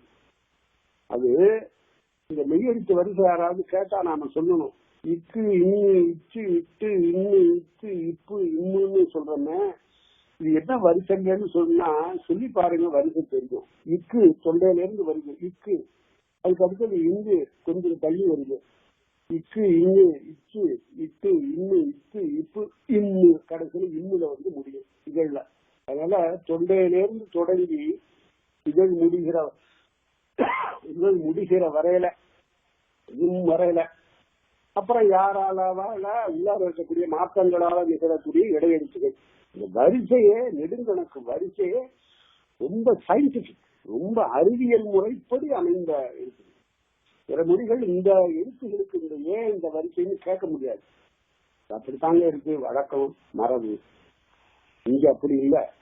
இக்கு தொண்டையில வருகிறது, இங்கு அடுத்து வருகிறது, அடுத்து உள்ளார விடுகிறது. அதாவது நடு நாக்கு, நடு அன்னத்தோடு போய் தெரிஞ்சு போகும். அதெல்லாம் நம்ம பிறப்பியல்ல பார்த்தோம். கால்னா சா ஞா ஞா தள்ளி வருகிறது. பா நா பா நா பா மா. வெள்ளெழுத்துக்கள் வருகிற போது, அது இல் சொல்லப்படுகிற போது 2 இதழும் இதழ் குவி உயிர் அப்படின்னு சில எழுத்த சொல்லுவார். இதெல்லாம் இதழ் குவி உயிர்ந்தாரு. இந்த இடத்துல இவ்வாறு எழுத்துடைய பிறப்பு, மெய்யெழுத்துடைய பிறப்பு வரிசைக்கு ஒரு அறிவியல் முறையை நாம் பார்க்கிறோம். இந்த மகர புள்ளிக்கு பார்ப்போம். இந்த மகரத்து ஈராக உடைய சொல் ஏதாவது சொல் நீங்க நினைச்சு பாருங்க. குளம்ங்கிறது ஒரு சொல்லு. குளம் இதுக்கு ஏன் பேர்னு கேட்டா குளிப்பதற்கு உரியது, அதனால குளம். ஏர்தொழிலுக்கு உடையது ஏரி. மேலிருந்து கீழே விழுந்து கலங்கக்கூடிய நிலையில் இருப்பது கலுங்கு. ஆங்காங்கு மிக அருகி ஓடுவது அருவி. மேலிருந்து கீழே வீழ்வது நீர்வீழ்ச்சி. எல்லாம் காரண பெயர்கள். எல்லா சொல்லும் பொருள் குறித்தனவே தொல்காப்பியம். அதனால ஒவ்வொரு சொல்லுக்கும் பொருள் இருக்கிறது. பொருள் இல்லாம ஒரு சொல் இல்லை. அதுதான் நாம் பார்த்தோம். மரம் என்பது ஒரு மகர புள்ளி. குளம், வளம். இங்க ஒரு செய்தி, மிக இன்றுமையான ஒரு செய்தியை நான் சொல்ல போகிறேன். கவனமாக நீங்க கேட்கணும். மரம், குளம், வளம், இந்த மாதிரி மகர ஈற்று சொற்கள் வேற்றுமை உருவோடு பொருந்துகிற போது அத்துச்சாரியை வர வேண்டும். மரத்தை மரமைன்னு சொல்லக்கூடாது. மரம் கூட்டலை மரமே இல்ல. அதே போல குளம் கூட்டல் ஐ குளமைன்னு சொல்லக்கூடாது. குளத்தோடு மரத்தோடு. இப்பவும் கல்லாத மக்கள் கூட இத சரியாக அத்துச்சாரியோடு தான் பேசிக் கொண்டிருக்கிறார்கள். அவர்களுக்கு அத்துச்சாரிங்கிறது தெரியாத தவிர குளத்தோட தான் நான் போயிட்டு இருந்தேன், குளத்தின் கரையில நான் போய் கொண்டிருந்தேன்னு ஒருத்தர் சொல்லுகிறான். அங்க அத்துச்சாரி தானாக வந்து விட்டார். குளமை கண்டேன்னு சொல்றது இல்லை, குளத்தை கண்டேன் என்றுதான் சொல்லுவோம். அதே போல மரத்தை பார்த்தேன். மரத்தை மறைத்தது மாமதையான், மரத்தில் மறைந்தது மாமதையான் என்று திருமூலர் சொல்றார். ரொம்ப அருமையான ஒரு தத்துவ செய்தி. சரி, அதை பிறகு பார்ப்போம். மரத்தை மரத்தோடு, சரி, குளத்தை குளத்தோடு. அதே போல வளம்ங்கிற சொல்லும் அப்படித்தான். வளமைன்னு சொல்லக்கூடாது, வளமோடுன்னு சொல்லக்கூடாது. சொல்றமா இல்லையா? வளமோடு, அளவோடு பெற்று வளமோடு வாழ்கன்னு எழுதிய காலத்துல நான் அதுக்கு அரசுக்கு மறுப்பு எழுதினேன். வளமோடுன்னு சொல்லக்கூடாது, வளத்தோடுன்னு சொல்லணும்.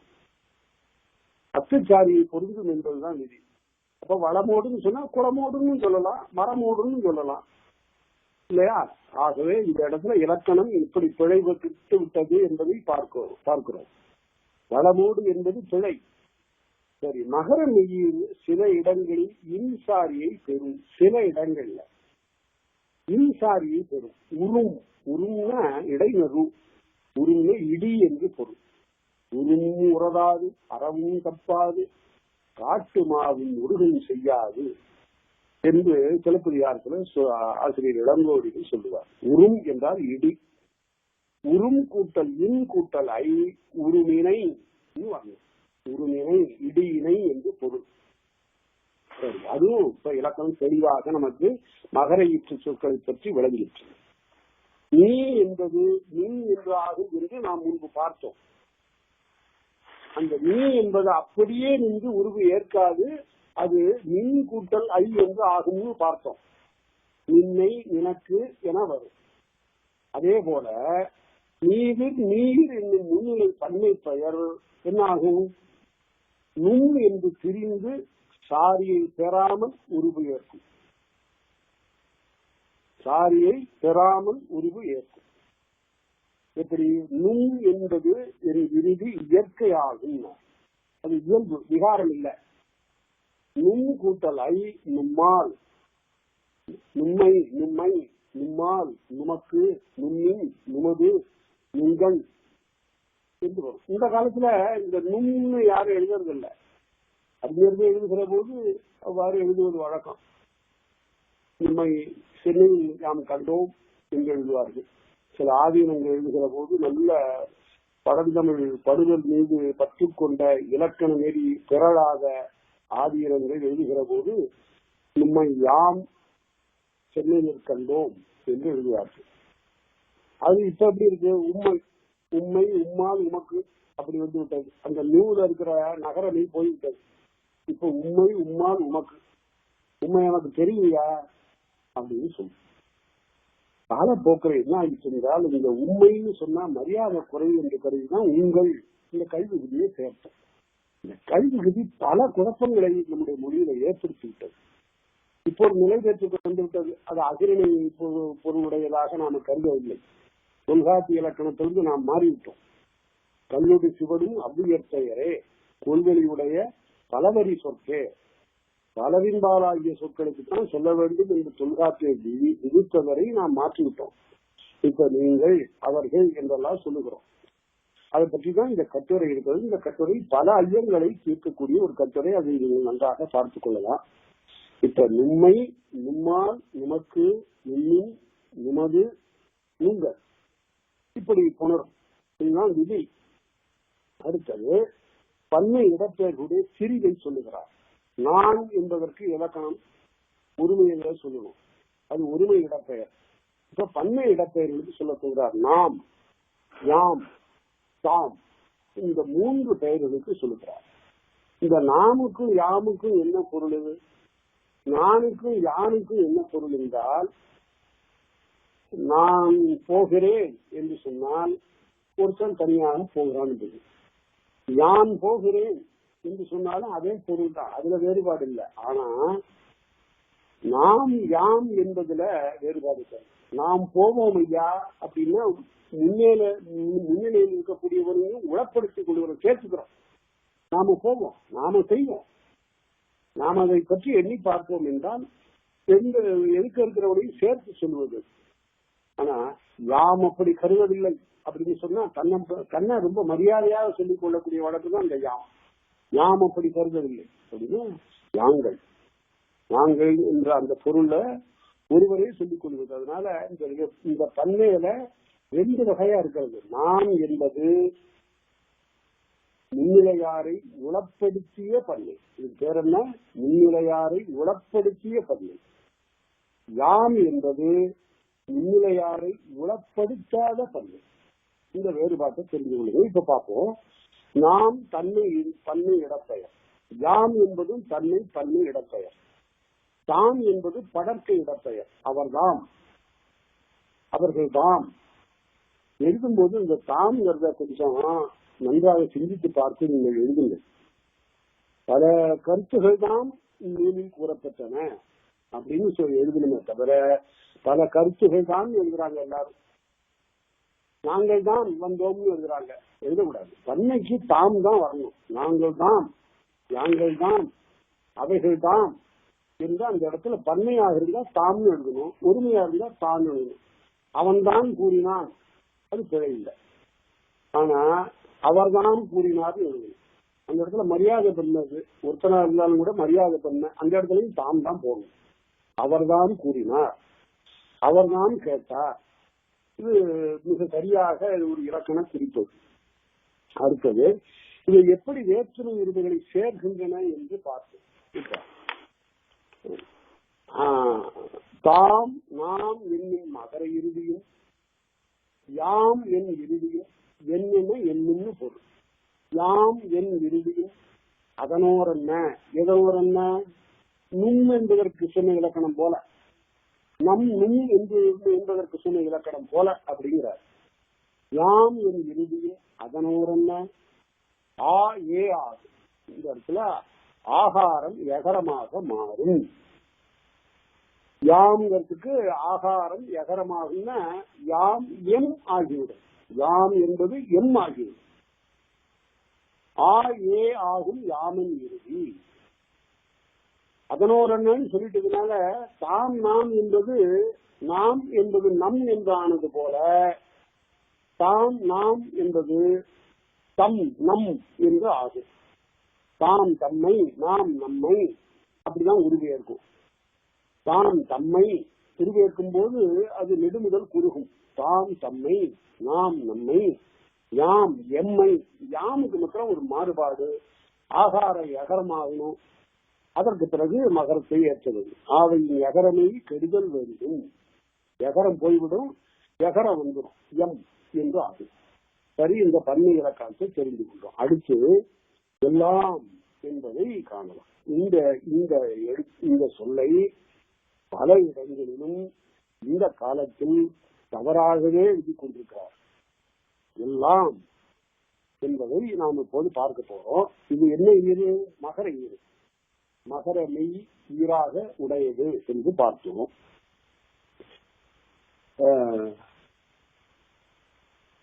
எல்லாம் என்பதை பார்க்கிற போது எல்லாம் என்னும் இறுதி முன்னர் வற்றன் சாரியை முற்ற தோன்றும். எல்லாவற்றையும் நான் பார்த்துக்கிறேன் அப்படின்னு இப்பவும் வழக்கில் இருக்கு. அது சரிதான், அது பிழை இல்லை. எல்லாவற்றையும் நான் பார்த்துக் கொள்ளுகிறேன், எல்லாவற்றையும் நான் கேட்டு அறிந்தேன் என்றெல்லாம் சொல்லலாம். எல்லாம் என்பது வற்றுச்சாரியை பெற்று எல்லாவற்றையும் என்று வருவது அகிரணைக்கு மட்டுமே பொருந்தும். எல்லாவற்றையும் நான் கேட்டேன். சரி, உயர்நிலைக்கு என்ன? அங்கு எல்லா, அங்கேயும் எல்லாங்கிறது வரும். எல்லா நம்மையும் என்று வரணுங்க. நம் என்பது அந்த இடத்துல சாரியை. எல்லா நம்மையும் எல்லா நுண்மையும் என்று நம் நுண் என்பதை இடையில வரணும் உயர்நிலைக்காக இருந்தால் என்று அந்த கருத்தை நாம் நன்றாக இந்த மகர ஈற்று சொல்லியை பொறுத்தவரையில் பார்க்கிறோம். சரி, இதுவரையில் ஒன்றும் ஐயம் இருக்காதுன்னு நினைக்கிறேன். ஐயம் இருந்தால் அதற்கு பிறகு நீங்கள் தெரிவியுங்கள். இப்ப தன்மை ஒருமை இடப்பெயர் அதை பார்க்கிறோம். தன்மை பன்மை இடப்பெயரை பார்த்தோம். அதாவது நாம் யாம் என்பதை தன்மை இடப்பெயர்ங்கிறத பார்த்தோம். இப்ப ஒருமை இடப்பெயர் தான் யான் என்னும் ஆயிர் இறுதியும் மேல் முற்பெயரோடும் வேறுபாடிலவே. மேலே சொன்ன தாம் யாம் யாம் என்று அந்த 3 பெயர்களைப் போலவே இந்த தான் யான் என்ற ஒருமை பெயர்களும் என்ன ஆகும்? தான் தன்னை நெடுமுதல் குறுகி உருபெயர்க்கும். தன்னை யான் என்னை நேராக உருவு சேர்ந்துவிட்டது. தன்னை என்னை என்று ஆகும். சரி, அடுத்தது 2 சொற்களுக்கு இலக்கணம் சொல்றார். அதாவது ஏன் இந்த சொற்கள் இது வருகின்றன? தான் யான் என்பது நகர ஈடு. அந்த நகர ஈட்டை உடைய வேறு சில சொற்களுக்கு இலக்கணம் சொல்ல போகிறார் இந்த 193வது நூற்பாவில. அழல் புடன் என்று 2 சொற்கள். ஒன்று அழல், இன்னொன்று புலன். இந்த அழன்ன பிணம் என்று பொருள். அழன் என்பது பிணம் என்று பொருள். புறன் என்பது உள்துளையுடைய தண்டு என்று பொருள். சரி, அழன் புறனே ஆயிரம் முடிக்கும் அத்தும் இன்னும் உரளத் தோன்றும். அத்துச்சாரியும் வரும், இன்சாரியும் வரும். இந்த உரளுதல் என்றால் என்னவென்றால் இது அல்லது அப்படியும் வரும் இப்படி வரும் சொல்றதுதான் உரட்சி. உருவு பெற்றும் வரும் பெறாதும் வரும், அது உரட்சி. எழுத்து நடுவுல வந்தாலும் வரும் வராட்டாவும் இல்லை, அது உரட்சி. இது பேர் தான் உரட்சி. இந்த உரட்சிங்கிற சொல்லி தொல்காப்பியத்தில் நிறைய இடங்கள்ல வரும். It is a choice. இப்படியும் வரலாம் அப்படியும் வரலாம், அதுதான் உரட்சி. சரி, அடத்தை அடம் கூட்டல் ஐ என்ன ஆயிடுச்சு? அத்துச்சாரி இருந்தது. அடன் கூட்டல் ஐ அடனினை அந்த இடத்துல இன்சாரி இருந்தது. புடத்தை புடனினை அங்க அத்துச்சாரி இருந்தது, இன்சாரி வந்தது. இந்த இடத்துல நாம இந்த சொற்கள் எல்லாம் இன்றைக்கு வழக்கில் இல்ல. ஒரு வாரத்துக்கு முன்னால இந்த சொற்குவைங்கிறத பற்றி அரசாங்கம் என்னிடம் கருத்து கேட்ட போது நான் ஒரு கட்டுரையை எழுதி கொடுத்திருக்கிறேன். அந்த கட்டுரையை நீங்கள் எல்லாம் படிப்பதில் கூட நல்லதுதான். அவற்றையும் நான் இயலுமானால் அந்த கட்டுரையும் நான் அனுப்பி வைக்கிறேன். அதாவது தொல்காப்பியம் கூறும் சொல்லாக்க நெறிகள், எப்படி சொல்லை ஆக்கு, எது விதிமுறைக்கு உட்பட்ட ஒரு ஆக்கம். நாம மனம் போனபடியெல்லாம் சொல்ல ஆக்கக்கூடாது. அதனால ஒரு விதிக்கு உட்பட்டு இலக்கண விதிக்கு உட்பட்டு தான் சொற்களை ஆக்க வேண்டும். அதற்கென்று நான் சில விதிகளை எல்லாம் தொல்காப்பிய வழி நின்று இந்த காலத்து தமிழோடு பொருந்த ஒரு கட்டுரையாக அவர் எழுதி கேட்டார்கள், கொடுத்திருக்கிறேன். அதே கட்டுரையை நான் உங்களுக்கு அனுப்புறேன், அதையும் பாருங்க. இப்ப அடுத்தபடி 7 என்ற எண்ணு பெயருக்கு சொல்ல போறார் இலக்கணம். இந்த 7 என்பதனை பற்றி ஒரு கருத்தை நீங்கள் தெளிவாக அறிந்து கொள்ள வேண்டும். 1, 2, 3, 4, 5, 6 வரையில சரி. 7 விட்டுடுங்க. அப்புறம் 8, 9, 10. இந்த 10 எண்களுக்குள் 7 தவிர பாக்கி எல்லாமே குற்றியலுகரத்தை ஈராக உடையன. மிக நன்றாக தெரிந்து கொள்ளுமே. பின்னால குற்றியலுகர புணர்வியல் பார்க்க போறோம். அங்கு இந்த செய்திதான் அடிப்படை. எண்ணு பெயர்கள்ல எண்ணு பெயர்கள் என்ன? எண்ணை குறித்த பெயர்கள் 1, 2, 3, 4, 5, 6, 8, 10. இந்த 9 எண்களும் குற்றியலுகரத்தை ஈராக உடைய எண்ணு பெயர்கள். 7 மட்டும் முற்றியலுகரத்தை ஈராக உடைய பெயர். ஏன் அது மட்டும் அப்படின்னு கேட்டா, அது வல்லெழுத்துக்களின் மீது அந்த உகரம் ஏறி வரல, அது இடையெழுத்தின் மீது ஏறி வந்திருக்கிறது. ரு, இல் கூட்டல் ஊ, ரு என்று வருகிறது. யாழும், யாழ், யாழும். அதனால அந்த பெயர் 7 என்ற எண்ணு பெயருக்கு இலக்கணம் சொல்றாங்க. அன்யன் சாரியை ஏழன் இறுதி முன்னர் தோன்றும் இயற்கை தந்த 7 கூட்டல் அன் கூட்டல் ஐ, ஏழனை என்று வரணும். 7 கூட்டல் அன் கூட்டல் ஐ, ஏழனை. சரி, அடுத்தது குற்றியலுகரத்து இறுதி முன்னர் முற்ற தோன்றும் மின்னன் சாரியை. குற்றியலுகரம் வந்து வச்சிருந்த பாட்டு 1 எண்ணு பெயர்கள்ல 1 இதெல்லாம் வருகிற போது இன்சாரியை வருவாங்க. 7க்கு அன்சாரியை வந்தது, இங்க இன்சாரியை வருகிறது. பாட்டு கூட்டல் இன் கூட்டலை, பாட்டினை, பாட்டினால், பாட்டினுக்கு, பத்தினை, ஒன்றினை, இரண்டினை என்று வரணும். அங்கு ஏழனை, ஏழனுக்கு, ஏழன்கண் என்றெல்லாம் அங்க வந்தது. இங்க பாட்டினை, பாட்டினால், ஒன்றினை, ஒன்றினுக்கு, ஒன்றினால் என்று இப்படி வர வேண்டும். அதனால எண்ணு பெயர்களுக்கு இலக்கணம் அங்கிருந்து சொல்லிக் கொண்டு வருகிறார்.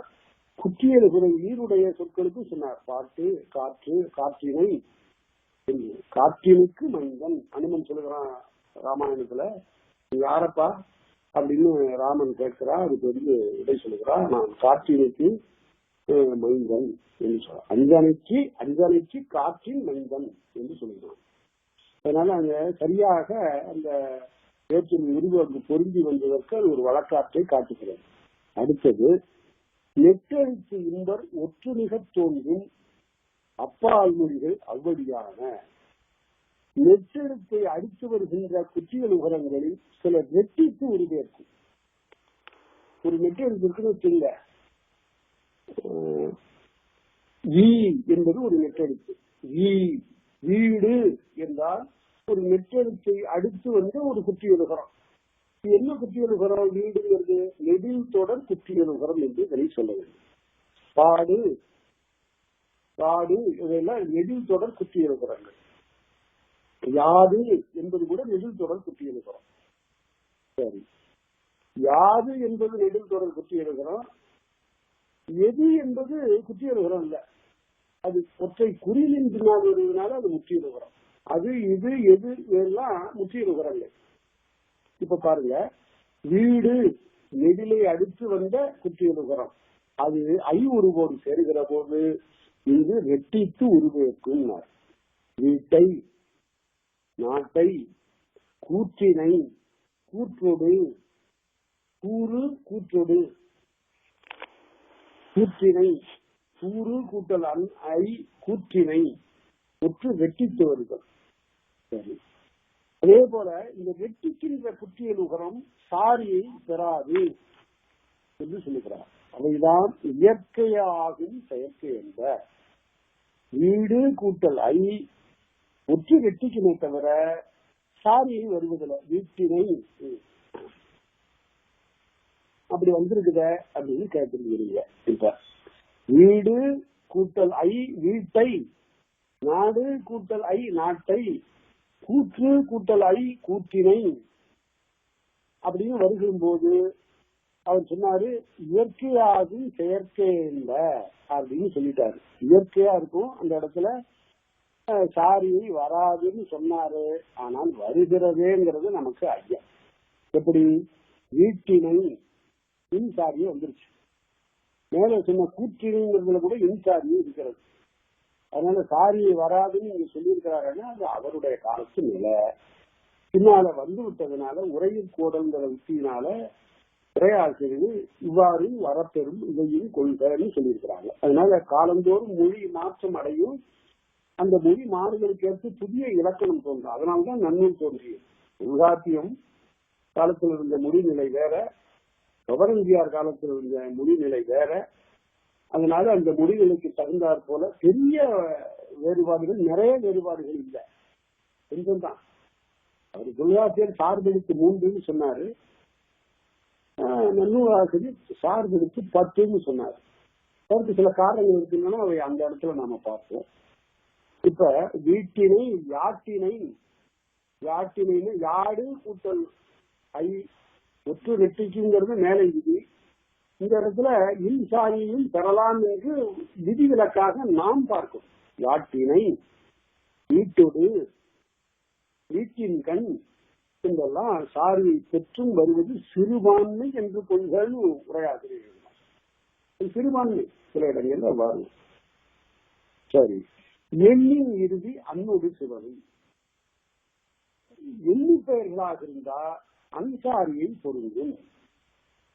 அது இங்கேயே நம்மகிட்ட 7 கூட்டல் அன்னுன்னு சொல்லிட்டாரு, 7ன்னு அங்க சொல்லிட்டாரு. இங்க எதுக்கு சொல்றாருன்னா இந்த 1, 2, 3க்கெல்லாம் அவர் சொல்லுறாங்க. அதனால இது எண்ணின் இறுதி அன்னொடு சிவனும். 1 2 3 4 5 6 7 முன்னே சொல்லியாச்சு. 8 9 10 என்று அன்சாரியை இந்த எண்ணு பெயர்களோடு பொருந்தும். சரி, அடுத்து 1 முதலாக 10 ஊர்ந்து வரும் எல்லா எண்ணும் சொல்லுங்காரை. 1 தொடங்கி 10 வரையில் இருக்கக்கூடிய எண்களை எல்லாம் சொல்லுகின்ற போது ஆணிடை வரினும் மானம் இல்லை, ஆண் இடையில வந்தாலும் குற்றம் இல்லை. அகுதன் கிளவி ஆவயில் கெடுமே. பகுது என்பது பழைய பெயர், 10 என்பதும் உண்டு. மேலே அந்த நூற்பாடு 1 முதலாக 10 ஊர்ந்து வரும் சொல்லியிருக்கிறாரு. 10ங்கிறது வழக்கம் இருக்கிறது. பகுது நடுவில் ஆய்வு இருக்கு, அது இந்த காலத்துல வழங்கல. அது பகுது என்றும் வரும். அப்படி வருகிற போது அசுதன் கிளவி ஆவையில் கெடுமே. உய்தல் வேண்டும் பகான்மையே, அந்த பகரமை கெடும். எப்படி பாக்குறோம்? ஒரு பகுது, 1 கூட்டல் பகுது, 1 பகுது என்று வருகிற போது ஒருபான் ஒருபானை, இருபான் இருபானை, ஒரு பகுதனை ஒரு பகுதனோடு, ஒன்பானை ஒன்பானோடு, ஒரு பகுது கூட்டல் அன் கூட்டல் ஐ. இந்த இடத்துல அகுது கெட்டு ஒரு பானை என்றாகும். அதான் இலக்கணம் இங்க சொல்ல போறது. ஒரு பகுது, ஒரு 10ன்னு பொருள். ஒரு பகுது கூட்டல் ஆண் கூட்டல் ஐ அப்படின்னு வருகிற போது ஒரு பானை என்றாகிவிடும். பகரம் நிற்கும், அகுது கெடும். அகுது கெடும், பகரம் நிற்கும். இதுதான் இலக்கணம். சரி, அடுத்தபடியாக 200வது நூற்றாண்டுல குற்றியலுகிற ஈடுகள் அந்தரும் என்று காட்டப்போகிறார். யாது என்பது நெடில் தொடர் குற்றியலுகரம் என்று பார்த்தோம். வினாப்பெயர் நெடில் தொடர் குற்றியலுகிற பெயர் யாது என்பது. யாதன் இறுதியும் சுட்டு முதலாகிய ஆய்வ இறுதியும் அகுது இகுது, அது சுட்டு முதலாகிய ஆய்வ இறுதி. ஆய்வ இறுதியும் அன்னோடு சிவனும். யாது கூட்டல் அன் ஐ யாதனை, யாதனுக்கு, யாதனோடு, யாதன்கள் என்று வரும். அதே போல அகுது, அகு என்பது அதனை, ஆயுதம் கட்டு அதனை, அதனோடு என்று வரும். அடுத்தது ஏழன் உருவிற்கு திசைப்பெயர் முன்னர் பாரியை கிளவி இயற்கையுமாகும். 7ஆம் வேற்றுமை உருவு வடக்கன் இருக்கு. வடக்கன்னா வடக்கிடத்து, வடக்கு என்ற திசையிடத்து என்று பொருள். வடக்கு கூட்டல் கண் என்று இருப்பது வடக்கின் கண். ஏழன் உருவிற்கு திசை பெயர் முன்னர் பாரியை கிளவி இயற்கையுமாகும். ஆவையின் இறுதி மெய்யுடன் கெடுமேங்கிறதுனால வடக்கு கூ போயிடும். வடக்கின் கண் இன்சாரியை பொருந்தும். காரிய கேள்வி வரும், வராமலும் இருக்கும். வடக்கன்னு வரலாம், வடக்கின்கண்ணும் வரலாம். வடக்கன் என்று எழுதலாம் சாரி இல்லாம, வடக்கின்கண் என்று சாரியோடு எழுதலாம். இப்ப எப்படி சொல்றோம்? வடக்க அப்படின்னு சொல்லிடுறோம், வடக்கு பக்கமாக அப்படின்னு சொல்றோம். இந்த சாரிகள் இல்லாம சொல்லுகிறோம். இயற்கையுமாகும் அப்படின்னு சொன்னார்.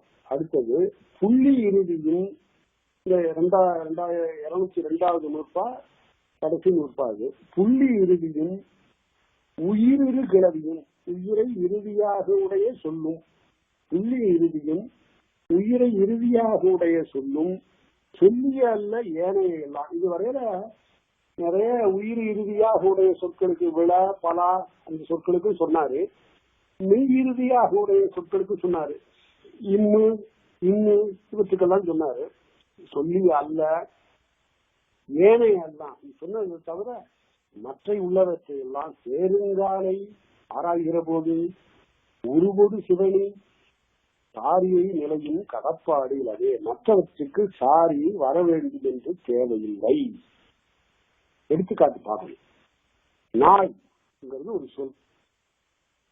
இந்த சிலவற்றுக்கு பெயர் எடுக்கிற போது பண்டைய தமிழர்கள் காரணம் பற்றித்தான் பெயரிட்டார். இந்த நாயில ரொம்ப குறிப்பிடத்தக்க உறுப்பு மற்ற விலங்குகளிலிருந்து வேறுபட்டது எது என்றால் நாக்கு. நாக்கு பற்றி தான் நாயி என்று பழைய பெயர். நா பக்கத்துல ஒரு இகர குறி அதுதான் இருந்தது. அப்புறம் நாய் என்று அதன் பின்னாடி தொல்காப்பியர் சொல்லியிருக்கிறாரு. இகர எகரம் இறுதி இரவும் அப்படிங்கிறதுக்கு இளம்பூர்ணம் எடுத்து காட்டுகிற போது நாயி நாய் நாய் அப்படின்னு காட்டினார்.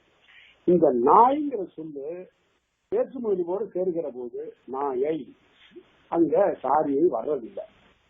மேலே நான் காட்டியதை தவிர மற்ற பெயர்களுக்கெல்லாம் சாரியை வர வேண்டும் என்ற தேவை இல்லை என்று தொல்காப்பியர் முடித்து சொல்லுகிறார்.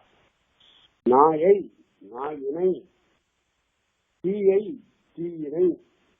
அதனால இந்த யகர நெய் வரக்கூடிய இடங்கள்ல பல இடங்கள்ல சாரியை வராது என்பதனை வரையறுத்து கடைசி நூற்பாவில சொல்லியிருக்கிறார். ஆகவே இந்த உருவியல் என்பது எதை சொல்லுகிறது? ஒரு பெயர் வேற்றுமை உருவோடு சேர்வதற்கு நடுவில் சாரியை வரலாம், சாரியை வராமலும் இருக்கலாம். இந்த இரண்டு இலக்கணத்தை தெளிவாக இந்த நூற்பாக்களிலே புலப்படுத்தி இருக்கிறார். அது வரையில நாம பார்த்து நிறைவு செய்கிறோம். அடுத்து வரக்கூடிய இயல் பின்னால தொடங்கணும். அதனால இதுவரையில் இருக்கக்கூடியவற்றை பற்றிய குறித்த ஐயங்களை எல்லாம் நீங்க கார்த்திகம் தெரியுங்கள். மறுபடியும் எடுத்து பெரும்பாலும் இலக்கணத்தை எடுத்துக்காட்டுகள் கொண்டுதான் முதலிலே நிலையில வைத்துக் கொள்ள வேண்டும். பிறகு நூற்பாக்களை கொண்டு விதிகளை நிலையில வைத்துக் கொள்ள வேண்டும். அந்த முறையில படித்தா மிக தெளிவு வரும் என்று கூறி இந்த சொற்பொழிவை இன்றைக்கு நான் நிறைவு செய்கிறேன். அன்பு கூர்ந்து எல்லாருக்கும் போய் சேர்ந்திருக்கிறதா என்பதை எனக்கு தெரிவிக்க வேண்டுகிறேன்.